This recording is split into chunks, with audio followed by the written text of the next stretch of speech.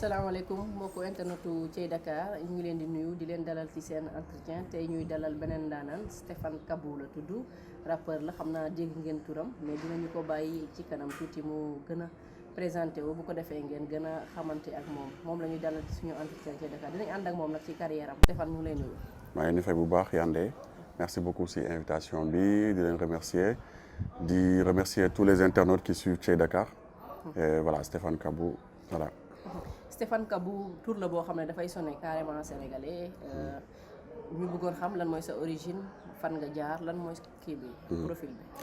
bon profil bi pour wax ci vite fait yomb na sénégalais la juddoo Grand Yoff màggee Kaolack xam nga après dëkkaat Dakar donc voilà donc sénégalais 100% je suis Mankagne ci sama yaay ak ci sama papa yëpp voilà loolu laa mën a wax en gros bu fekkee damay présenter le sénégalais que je suis quoi voilà. D'accord. juddoo Grand Yoff nekk sa origine di Casamance. ngay Mankagne aussi. ñu gis ne da ngay yëngu ci musique. ban langue ngay woy li ci gën a bari. ci olof ak anglais mais olof moo ëpp quand même. voilà mais anglais bi tamit am na ci présence bu bari. mais ñu bari dañu yaakaar ni Stéphane Kabou c'est pas un sénégalais à 100%. am na ñu ma koy wax ah je sais pas lan moo tax ñu koy wax am na ñuy wax ñi naan est-ce que doo togolais. wala ñu naan ma wala est-ce que dégg nga olof xam nga Stéphane fii laa juddoo fii laa yaroo fii laa màggee xam nga bi ma nekkul ci dëkk bi sax yàggul fii laa liggéeyee fii laa jàngee fii laa defee lépp sénégalais la ah peut-être je sais pas lu tax ñu koy wax en fait dañ ma naan nuróowoo sénégalais le sénégalais typique bi quoi dañ ma koy wax mais je sais pas. fi nga jàngee mais carrière musicale bi dañu gis ne xëy na yàggul am na beneen profession boo xam ne exercer nga ko lan la. def naa infographie def naa comme moment bi may wax ak yow nii réalisation montage cadrage damay def aussi ay voix off parce que bi ma nekkee fii Sénégal dama doon liggéey ci benn chaîne de télé de la place dama fa doon def ay voix off dama doon def régie dama doon def montage donc c'est un milieu que j'aime bien que je connais bien jàng ko fii laa ko jàngee Sénégal aussi di ko exercer fii liggéey ci bu baax. voilà mu mel ni link bi ak musique dina xaw a am benn fossé bu ngan infographie ba ci musique lan moo nekkoon déclic bi. non même pas pourtant am na déclic bi d'ailleurs c'est musique la jógee en fait parce que à la base rappeur laa di rap mais bi ma demee benn instant ba gis ni pour nga def clip foog nga am xaalis bu bëri pour nga def son foog nga am pour nga def yenn affaires yi nga xamante ni ça touche à l'image foog nga am xaalis et boo nekkee xale nga commencé ci musique bi amoo moyen man je me suis dit écoute xaaral ma dem jàngi ko quoi jàngi nu ñuy defaree clip jàngi nu ñuy defaree ay affiches jàngi nu ñuy cadrer nu ñuy réaliser ma dem jàng ko pour mun ko di ko defal sama bopp mun ko di ci liggéey après mu dem ba nekk passion ma dem ba di ci liggéey gën a découvrir beneen monde par exemple régie man jànguma ko quoi télé bi ma nekkoon doon fa liggéey foofu laa ko jàngee ci saa si voix off aussi c'est pareil foofu laa ko jàngee ma dem ba après di ci évoluer commencer def voix off journal di def voix off JT et tout ça ça m'a beaucoup aidé quoi et donc du coup musique bi may def moom ma poussé en fait vers loolu moo poussé vers cette curiosité de découvrir en fait le monde audiovisuel. Et puis musique bi nan la demee woon c'était un single un album bi nga commencé. nan la demee woon au début méttiwul woon. waaw métti woon na te ba léegi sax xam nga c'est pas évident parce que musique moom moo nekk loo xam ne boo jëlee artistes yu gën a mag ci àdduna bi ñëpp ñu ci jaar dañ la naan non man fu ma jaar dafa métti et cetera parce que au début en fait kenn du la gëm 2 ou 3 personnes ñooy nekk à tes côtés di la gëm et encore tu vois c'est pas évident am na ñoo xam ne ils sont seuls donc loolu la. C'est très dur en fait man j'ai été influencé par les incontournables que ce soit PBS Daara J Pifras Da Brains Black Mbolo et cetera ñooñu influencé donc au début dañ leen doon toppandoo xam nga di rap comme nu ñu rabee di leen suivre ci ay concerts et cetera mais après dañ dem ba après mu dem ba nekk passion réveillé passion bi su ñun après ñu dem ba def ko après métier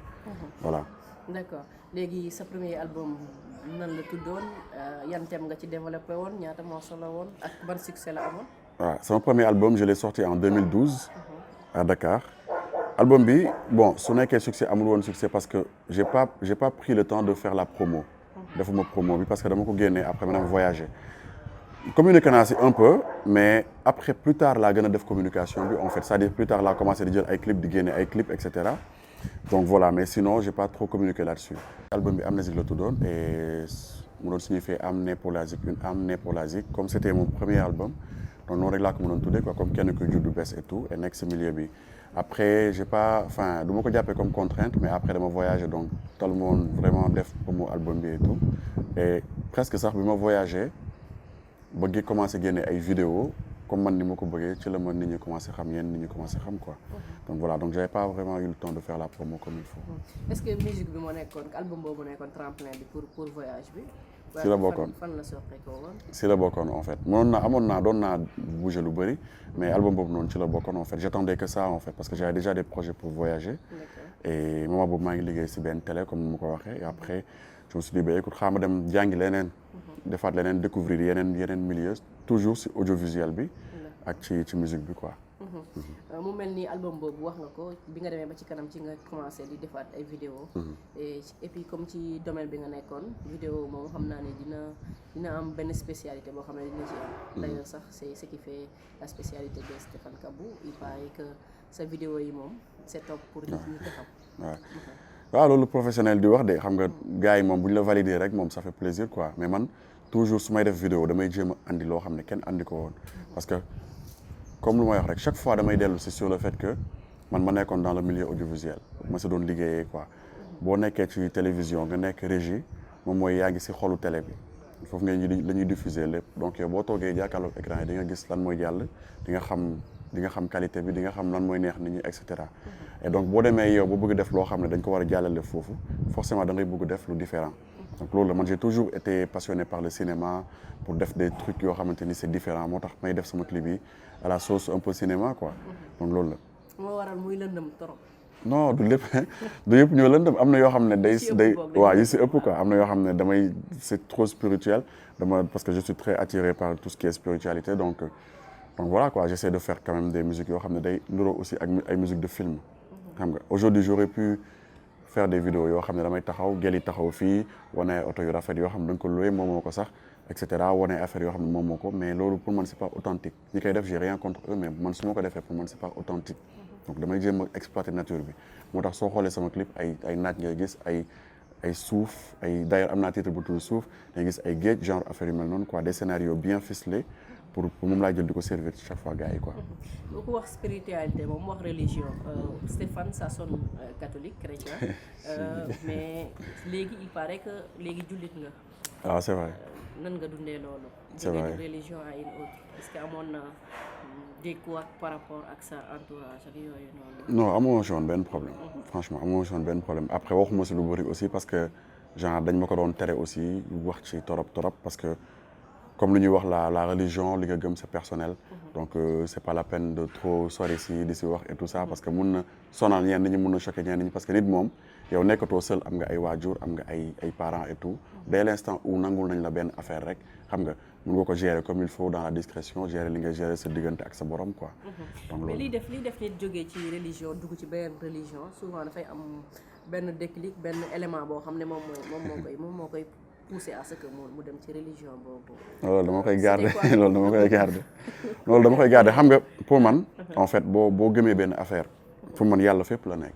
yàlla moom mënoo ko tënk fenn rek bu dee yàlla mooy lépp moom kon mënoo ko tënk fenn ne fii la yem donc yàlla mu ngi fépp moom du julli du woor donc amul diine du pratiquant wu diine yàlla moom mooy lépp mooy leer bi donc fépp foo nekk mënoo génn yàlla xam nga dafa mel ni yow nga nekk borom kër am say doom sa doom bu nekkee sa kër sa doom la bu nekkee Japon sa doom la bu nekkee dañ naan doomu telle personne donc loolu la quoi moo tax jéemuma xool lan mooy différenciation bi jéemuma andi benn différence par rapport ak autre chose et tout ça damay xool rek fépp fi nga xamante ni yàlla moom moo nam man ma nekk foofu man ma topp loolu quoi loolu amuma si benn problème et puis du benn choix boo xam ne sax c'est personnel pour man yàlla moo lay dimbali rek. ban moment la woon après album bi avant album bi. 2007. avant boobu yaa ngi RDV. boobu maa ngi woon RDV. est-ce que du entourage bi nga nekkoon foofu amul woon influence yo parce que RDV. ak alhamdulilah bi waaw ak alhamdulilah bi non nekkul woon loolu xam man Kaolack laa màggee aussi te Kaolack ku ko wax xam nga wax lu bëri si voilà donc yooyu noonu yëpp mën na bokk ci ay influence mais comme ni ma wax rek loolu yàlla la quoi mënoon na la fekk Japon mënoon na la fekk Chine mënoon na la fekk fu nekk xam nga donc loolu pour man mbiru yàlla la rek quoi. d'accord léegi yaa ngi pratiquer normalement. maa ngi jéem xam nga waaw mënu ma wax maa ngi def lii xam nga parce que loolu yàlla mooy valider quoi waaw. aussi dañuy wax ni Stéphane Kabou dafa jege lool li nga xam ne moom mooy Israël ambassade Israël lan moo nekk sa relation ak ñoom est-ce que relation ba nga amoon ak ñoom depuis le début moom moo nekk ba léegi. waaw war nañ ma recevoir bientôt. xam nga encore parce que recevoir nañ ma ambassade Israël sama premier album. dafa kii quoi dama ci def ak ay artistes yu bëri. ay naar ay israéliens ay façon nit bu nekk donc man dañ ma invité woon si benn rajo fii mun naa ko wax RFM. donc ñoom bu ñu ma déggee ñu woote si rajo boobu ne kii comme dafa def son ak suñu artiste israélien bu ñu xam foofu bu siiw. boo xam ne genre mooy seen star foofu noonu. donc ñun bëgg nañ ko recevoir noonu rek la link bi demeewul neneen. léegi nag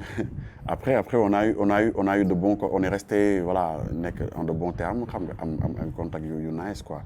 voilà les gens am na yoo xam ne ils l'ont mal pris mais amul dara loo xam ne ça se cache derrière quoi. ñu fàttali ne yéen a ngi seetaan thiedakar.com ñuy dalal Stéphane Kabou ci seen entretien du jour dinañu ñëw ci album bi nga xam ne yaa ngi koy projeté génne ci fan yu néew dinañu ñëw ci di ko composé wala génn na. non génnagul waaw muy waaj a dinañu ci ñëw mais balaa ñuy dem ci loolu dañuy taxawoon di tuuti ci li nga xam ne moom mooy say vidéo souvent sur la toile boo demee recherche boo defee Stéphane Kabou lool ngay gis vidéo yi dafay lëndëm vidéo yi dafay am yee signe maçonnique yi da ci bari est-ce que Stéphane Kabou franc-maçon la wala. non jamais duma franc-maçon en fait xam nga loolu yëpp daf déclic bi fu mu ñëwee mooy si bi ma ambassadeur Israël bi recevoir ak clip yi quoi mais amul benn rapport parce que man clip yi sama liggéey la ambassadeur Israël bu ma waree recevoir mun na ma recevoir am na yeneen autorités yoo xam ne recevoir nañ ma xam nga dans le cadre man de mon travail que ce soit Sénégal que ce soit beneen réew mais amul benn rapport du noonu lay demee en fait tey soo nekkoon yenn yi sax du noonu nga koy wanee du noonu lay demee en fait gars yi ñoom ñoo gis loo xamante ni peut-être mosuñu ko gis ci clip yi xam nga tey mënoo ne par exemple diw mu ngi def ay triangle rek franc-maçon la parce que yow bi nga nekkee école jàng nga triangle isocèle jàng nga triangle rectangle ay triangle lañ lay jàngal pourtant mosoo wax ni liñ may jàngal ni triangle lii maçonnique la da nga ko jàppee géométrie donc bu ñu ko defee ci musique lay yem bu ñu ko defee ci franc-maçon lay yem tey lépp loo xool mun nga ko tënk foofu bu la neexee quoi bu la neexee nga xool micro bi ne micro bi am na dessin bii nii bu carré et cetera donc alors que c'est pas ça c'est pas le cas tu vois donc loolu la mais ça n'a absolument rien à voir. mais en fait pourquoi à chaque fois ces signes là day revenir ci say vidéos tout le temps su fekkee ni ce n'est pas pour soulever la polémique wala xëccu li artistes yi di wooyee buzz jamono ji ñu toll nii est-ce que loolu moo tax pourquoi ñu ñëwaat tout le temps. non du ñëwaat tout le temps xam nga mën naa la expliquer tey bu ñu xoolee vidéo yi je sais que ça va passer sur l'écran bu ñu xoolee vidéo yi et tout dinañ gis ni yëpp c'est différent bokkul benn vidéo rek moo am ay triangle te triangle yooyu noonu c'est explicable xam nga dans tout ce qui est religion ci boppam comme tout à l'heure on parlait de religion c'est explicable wax nañ ci ay waxu géométrie yàlla wax na ci ay waxu géométrie boo demee ci yeneen type de recherche yeneen type de connaissance et tout wax nañ ci affaire triangle wax nañ ci affaire géométrie aussi parce que c'est un truc très spirituel géométrie boo demee tey ci astrologie pareil xam nga dañ ci gis affaire yoo xam ne di nga ne non mais lii c'est xaw moo ne lii yëpp am na quoi ci wàllu xam-xam et tout ça mais ça n'a absolument rien à voir ay clip la rek yoo xam ne scénario la c'est des films man que j'essaie de faire et c'est vraiment des films yoo xamante ni damay toog tey def naa benn clip bu tudd César ma joué ci benn rôle boo xam ne comme Kaboy laa ci mais clip boobu na la demee dama toog sama gaale nii di relax toog ba ci yàgg sama xel dem ci seetaan film Kaboy en fait xam nga dama tapé nii juste film Kaboy des années 80 70 noonu la demee bi ma ko tapé ma xool film Kaboy seetaan tranquille parce que dama amoon nostalgie boobu quoi seetaan seen paysage bi seen nu muy demee seen duel yi ñu doon def et cetera ça m'a inspiré ma ne sama clip bi César dama koy tourner comme Kaboy en fait comme film Kaboy mais ça n'a absolument rien à voir des trucs de maçon non pas du tout. mais lu tax doo changer wax nga spiritualité wax ni da ngay say wéy dafay toucher tout le temps à la religion. mais Sénégal ku xam religion xam couleur yi religion bu mu ci mën a nekk ay couleur am mais pourquoi pas ci say yenn clip ñu sentir ci ces couleurs là yi nga xam ne ñoom ñooy mandargal religion sénégalaise.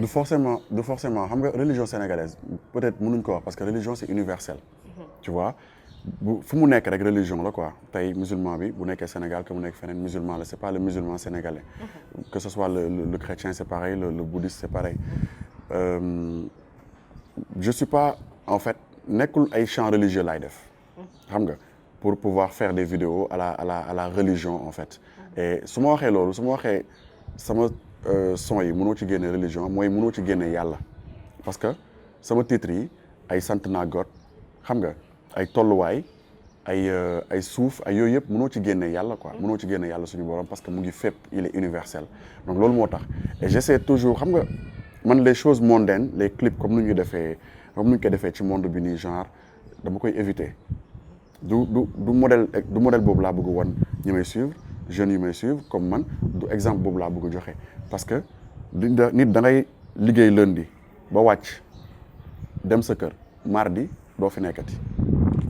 xam nga ñibbi tu es passé de l'autre côté ñu ne lan la fi bàyyi woon lan la fi jotoon def et cetera loolu rek lañ lay xoolee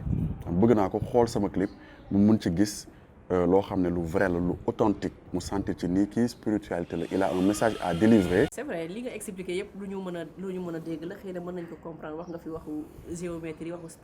spiritualité. mais li ñu mën a wax te mooy lu palpable mooy que ni sa clip yi vraiment. qu'on le dise ou qu'on le dise pas saful Sénégal quoi. non non xam nga man comme Sénégal lay représenté de par mon image mais tey par exemple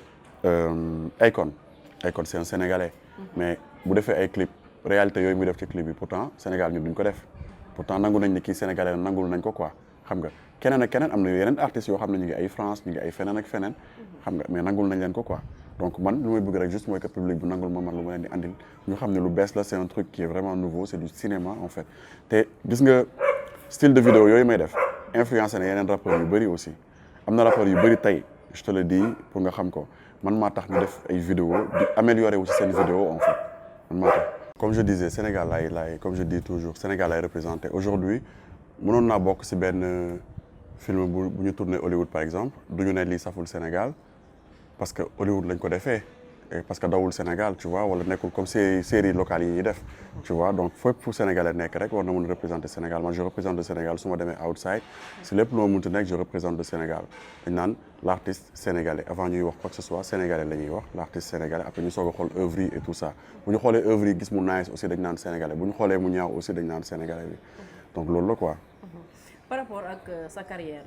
mu mel ni da ngay évoluer li ci ëpp ci Europe lan ngay def foofu au juste. damay liggéey. ci musique bi. non pas forcément mais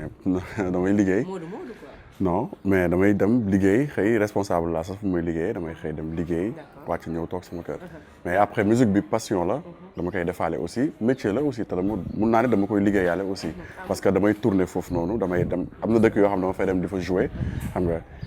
damay dem Paris jouer damay dem Nantes jouer xam nga dem Lille jouer dem si yeneen ville yi jouer donc voilà quoi. ñan ngay àndal foofu. mais am naa benn label bu fa nekk benn studio bu tudd studio Le Labo. donc c'est des Français qui sont basés là-bas ñu ngi foofu noonu donc man ñooñu laay liggéeyal ñoom ñoo may defaral lépp ñoom ñoo may defaral vidéo yi photo yi et cetera ñooy def un peu lépp ñoo encadré projet yi quoi. d'accord mu mel ni kon suñu jàppee ni promo bi yaa ngi koy defee Europe aussi des na Sénégal aussi sentiruñ la trop kon musique bi pratiquement. dafay niru passe-temps rek. non métier la parce que Europe xam nga pour siiw Sénégal sax moo gën a yomb pour siiw Europe. parce que Europe di nga gis ay yenn artistes sénégalais bari na artistes sénégalais yu fa nekk yoo xamante ni tey jii nii ñu ngi def tabac foofu noonu. ñu ngi tukki fu nekk ci àdduna bi ñu ngi dem ci ay festival di jouer di am seen xaalis tu vois te pourtant Sénégal xamuñu leen. pourquoi parce que Europe siwuñu fa bu baax foofu moo ëpp nit en matière démographique moo ëpp nit donc forcément mooy gën a compliqué pour nga siw foofu noonu et puis ñoom tout est régularisé te dafa am ay canaux yooyu war a jaar pour siw donc du bokk ak Sénégal nga xam ne en fait ñun ñëpp presque on se connaît nous qui sommes dans le milieu on se connaît et Sénégal 15 millions d'habitants rek la te du sax 2 millions plein yi ñooy déglu musique xam nga à fond donc pour nga fës fi yomb na c'est juste que doonu ma fa woon bëri tant que dans ce cadre-là en fait et là maintenant j'ai décidé de le faire de vendre mon album nekk Sénégal représenter Sénégal bu baax parce que nit amul lu sa dëkk moi je préfère quand même fës Sénégal xam nga sénégalais yi nekk seen xol plutôt que nekk si xolu ñeneen quoi. mais narul yomb dafa mel ni ñëw Sénégal def fi sa promo fës fii comme ni nga ko waxee peut-être mën na yomb nii ci wax mais dina jafe ci jëfin parce que Sénégal instant bi gis nañ ni rappeurs yi fi fël rappeurs yi fi am tur yi fi def buzz buzz comme niñ koy waxee bari nañu. ndax milieu bi saturé wul ndax Stéphane Kabou yaakaar na ni am na fi place am te dina mën a imposer wu. non képp kuy suivre rapport yooyu ngay wax képp kuy suivre hip hop Sénégal xam nga Stéphane Kabou. waxuma nag les mélomanes qui sont à part wala nit ñi nga xamante ni dañuy xam ni artiste bi telle personne la mais képp kuy suivre hip hop xam nga Stéphane Kabou parce que du tey laa commencé quoi. du tey laa commencé comme ni ma la ko waxee j'ai grandi avec ça et man tey am na artistes yu bëri yoo artistes yëpp on se connaît en fait ñun ñëpp on se connaît xamante nañ bu baax am na ñoo xam ne liggéey nañ ensemble ci sama album bu may waaj a def am na ñoo xam ne tey ñu ngi cartonné Sénégal ñëpp di leen coow bokk nañ ci sama album on les connaît très très bien donc man voilà gisuma xëccoo ma place xëccoo ma benn yoon place parce que gisuma sax place bu ñu war a xëccoo en fait. te gisuma mën nga ñu limal ñooñu di cartonné bokk mais y a par exemple Leuz Diwane ji ñëpp xam nañ ko xam nga Leuz Diwane ñëpp xam nañ ko Edmo Flow xam nañ ko et puis y a d'autres artistes yoo xam ne peut-être surprise lay doon mais Leuz Diwane ji ak Edmo Flow ce qui est sûr ñu ngi si am na yeneen 5 artistes yoo xam ne ñu ngi si surprise laa ko bëgg a def pour bu album bi génnee mais ñoo ñëpp on les connaît on collabore et puis la plupart de ces artistes là on se connaît très très bien on a travaillé ensemble et comme man am na ñoo xam ne tey participé naa si seen carrière tey ñi nga xamante ne tey ñoo fës man quand je travaillais à la télé man dama participer ñoom ci seen carrière bu baax a baax je me suis mis un peu en retrait pour jàppale leen ko donc aujourd'hui gisuma ban place en fait laa war a mën a xëccoo fii voilà amul place en fait li ma ëppal solo mooy sama fans yi ñi may suivre ñi ma bëgg à travers internet à travers le monde entier ñu xam ne kii mu ngi fii produit yom fii la disponible fii la ñuy dem jël ko je cherche pas à faire le buzz mais je cherche à exister moi ce que je veux c'est exister qu'on me respecte qu'on se dise que y a ça quoi tu vois mais pas que kii mu ngi def buzz parce que la plupart des gens qui font le buzz du yàgg buzz 10 ans buzz 5 ans amul fenn buzz bu ñu ko waxee mooy bruit et c'est pour un temps bien défini donc man j'ai vraiment pas envie de faire le buzz quoi j'ai envie d'exister et de mener mon travail gars yi jot ci li may liggéey xam ne kii li muy liggéey c'est du sérieux ba pare mu nekk sur le long terme donc voilà. mais par rapport ak public bi da nga tudd léegi ay fans yooyu la xam via internet ak yooyu. yooyu mën nañu wax ne c'est un public virtuel suñ ko mënee tuddee noonu. mais à quand même suñ ko mënee waxee tuddee noonu le contact en live le contact physique. loolu amoon na 2014 j'avais joué dans une boîte ici c'était rempli c'était plein. et tout c'est juste que depuis boobu ba léegi joué wu ma ci benn boîte mais récemment bi ma ñëwee Sénégal ba léegi joué naa récemment à Canal Olympia il y avait du monde c'était rempli on m'avait invité j'ai joué et il y a d'autres spectacles yoo xam naa ko ñoo def sans compter man sama spectacle ba may waaj a def et je sais que ñu may suivre fu ma leen woo dañuy ñëw ça moom c'est sûr fu ma leen woo ne leen lii laay def dañuy ñëw parce que ñoom ñoo ma gën a yàqam ci instant yi nii que man ma produire quelque part ba ñu ñëw en fait gis ni le gars bi ñu doon xool muy nekk ci vidéo yi ci interview yi et cetera là dinañ ko gis ci beneen facette parce que dinañ ko gis muy jouer et là on va y aller en fait ñu xool ko buy jouer lan la jar quoi en fait sur scène.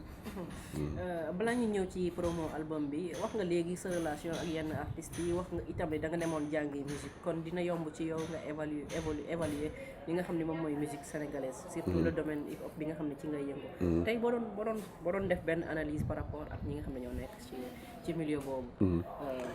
lan mooy nekk lecture bi. mais écoute bon nekkul dama jàngi woon musique c'était pas ça c'était audiovisuel bi moom laa demoon gën a performer jàngaat et tout liggéey mais musique bi en fait ça marche ça gars yi ñu ngi ci marché et tout ça bu baax ñu ngi def lu ñu war a def c'est juste que amul xaalis parce que l'art ne nourrit pas son homme au Sénégal da ngay compter 2 ou 3 artistes yoo xam ne ñoom ñoo siy génn ñooñu rek ñoom ñoo fi nekk fi donc loolu la quoi mais booy ñu ngi taqalee ñu ngi am seen home studio seen kër ñu ngi jéem a mener à bien seen projet et tout ça mais xaalis amagul parce qu'il y a pas encore de gros sponsors en fait yoo xamante ni dañuy dem pas si benn nit wala si ñaari nit mais en fait pour ñu ne par exemple kër nit ñi ñu ngi tedd wala nit ñi ñu ngi ci génn il faut pas mu nekk kenn rek moom moo ci génn il faut que mu nekk dafa am benn stabilité moyenne boo xamante ni moom moo ci nekk et loolu moo amagul ci hip hop bi donc voilà mais pour man ça va venir mun na am ñun duñ ko fekkee beneen génération moo koy fekkee wala beneen génération mais pour man loolu ça va venir parce que pour le moment aussi il faut ñu xam ne Sénégal dañoo xaw a encore réticent en fait par rapport ak hip hop aussi xam nga. côté vidéo yi sa moromu hip hopeur yi. ñu ngi def affaire yu nice. ñu ngi def affaire yu nice. tey boo doon jël tey benn ci ñoom koo xam ne carrément séduire na la côté vidéo côté li muy def yëpp de manière générale quoi kan lay nekk. bëri na de lim loo ay tur bëri na artistes yu ma am na artistes yu ma marqué.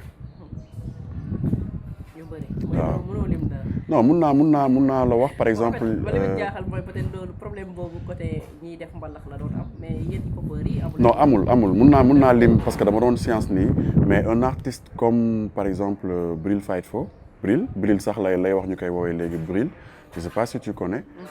Il fait du bon, enfin musicalement parlant il est très très bien, les vidéos aussi ça suit, un artiste comme Dip et tout ça lu muy def zéro faute quoi, tu vois, lyrics yi nice, vidéo yi nice, la personnalité lépp lu muy liggéey nice et tout ça, donc voilà Dip il n'est plus à présenter à qui que ce soit, un artiste comme Omzo Dollar et tout, xam nga Omzo Dollar. Voilà, un artiste comme Omzo Dollar et tout, c'est un monstre de rappeur, il fait de très très belles vidéos, mun naa la limal fii ay 10-15 artistes et tout ça, il y a tey ay Hakil et tout ça yoo xamante ni dañuy def affaire yu nice, bëri na ay artistes quoi, bëri na franchement ouais. D'accord, le grand retour mu mel ni album bi annoncé nga ko Shift, pourquoi tur bi déjà ak lan la ëmb. Alors Shift bon mu ngi signifier comme boo nekkee ci sa ordinateur da ngay gis benn touche clavier bu tudd Shift, donc booy tapé ci sa ordinateur di nga gis ni di nga manqué ay quelques fonctionnalités tant que appuyé wu sur Shift pour dem ci touche yooyu nekk ci kaw en général, donc ça veut dire que tu as forcément besoin de cette touche là pour pouvoir accéder à d'autres fonctionnalités, ça veut dire que voilà album bi c'est un pont en fait qui va amener mes fans à toutes les personnes qui vont suivre le projet, qui va les amener d'un point A à un point B. Donc ça veut dire encore une fois que moi je vais amener quelque chose de nouveau en fait en matière de vidéo, en matière de visuel, en matière de sonorité, etc. Donc loolu le chef de signifier en gros sans vouloir trop rentrer dans les détails en attendant que l'album di génn, mais dans sa globalité c'est ça en fait le projet de Shift. Yan thème nga ciy développé, yan morceau nga combien de kii lay nekk. 11 morceaux la nekk, am na benn morceau bu tudd ADN comme ADN nuñ ko xamee, am na morceau bu tudd Mouslaay boobu laa def ak Edmo Flow, on parle de suñu yaay yi di leen di remercier si son boobu, am na benn morceau bu tudd Hope mooy espoir boobu on parle de l'éducation de l'enfance et tout ça man ak Leuz ñoo ko def, am na yeneen quoi, am na yeneen style mais en général on a développé des thèmes de société quand même yoo xamante ni ça touche vraiment les Sénégalais et ku ko déglu di nga si mën a gis sa bopp en fait. Da ngay rester Sénégal pour def promotion bi. Pour les promos bi et pour continuer en fait je suis là pour un bon moment pour continuer et tout, maa ngi di dig sama fans yi aussi benn big concert boo xam ne on va le faire là on attend juste la sortie de l'album mais instant yi avec tout le staff on est en train de travailler là-dessus pour pouvoir sortir album bi, inviter leen ñu ñëw def séance d'écoute yi déglu album bi xool ce que ça donne et tout ça, puis après jàpp ay dates yoo xamante ni ça va être pour les concerts, pour les tournées et tout. Au niveau national. Au niveau national, on va pas faire que Dakar. Déjà le 26 décembre là, on a dem Ziguinchor pour jouer foofu si benn concert Yabi Jab. Il y a des concerts en fait qu'on compte faire. Mais nous personnellement après ça, on va faire une tournée ci région yi autour loo xamante ni Stéphane Kabou mooy def tournée am ci région yi et tout ça. Am na leneen loo ci bëgg a yokk. Tac. Non, peut-être li ma naroon fàtte mooy sa côté matrimonial, vous êtes marié? Si coupé loolu loolu baaxul. Coupé sama entretien. Bêtise yi loolu nga si def gag yi. Yaay coupé wala maa coupé? Bu ma yàqal. Ah je suis marié. Ah kii waatal kii question bi. Est-ce que tu es marié? Ouais, je suis marié. J'ai des enfants. Benn jabar. Oui benn rek ça va benn problème. Ouais. ñaari problème. Jabar problème. Problème kese la. Ba jigéen ñi jàpp la. Benn problème rek doy na. Et j'ai des enfants aussi yoo xamante ni voilà ñooy sama lépp. Mes enfants je les aime beaucoup. di leen def benn big up xam nga ñoom suñu gisee sama clip yi rek dañuy dof parce que ñoom comme scénario yi ñuy wax noonu et tout ñoom daf leen di intriguer quoi dañu ma naan pourquoi ñu def la lii pourquoi ñu dóor la fii pourquoi ñu donc voilà c'est mes enfants que j'aime beaucoup ñooy sama lépp. Ñooy sama lépp non nekkuñu Sénégal. Kon madame du sénégalaise xanaa. Sénégalaise la kay. Mais nekku fi. waaw nekku fi. D'accord. Sa diggante ak fans yi góor yi ak jigéen ñi surtout. jigéen ñi nice samay sister lañ. Jigéen ñi nice en fait j'ai un public plus féminin que masculin ça je l'avoue. En fait jigéen ñi ñu ngi may support apprécier lu may def di ma jàppale bu baax et tout ça ñoom ñooy partager sama ñoom ñooy gën a partager sax moi ce que je fais quoi et tout ça gars yi tamit pareil franchement ils sont là parce que xam nañ ni waa ji genre Stéphane Kabou real la quoi te daf la di jox loo xam ne lu carré la donc ñoom ils sont dedans quoi si li may def aussi di jàppale projet bu baax voilà. Thiey Dakar mu ngi lay jaajëfal. Merci beaucoup Thiey Dakar di leen encourager bu baax et tout ça je vois que c'est une mun naa ne organisme laay wax sax grandissant et tout ça et di leen encourager bu baax du ma leen féliciter parce que je sais que y a du pain sur la planche et que je sais que vision yi voilà dina gën a sori donc je vous encourage beaucoup mun na dem ba nekk télé mun na dem ba nekk rajo xam nga whatever mais di leen encourager di remercier toute ton équipe aussi merci beaucoup.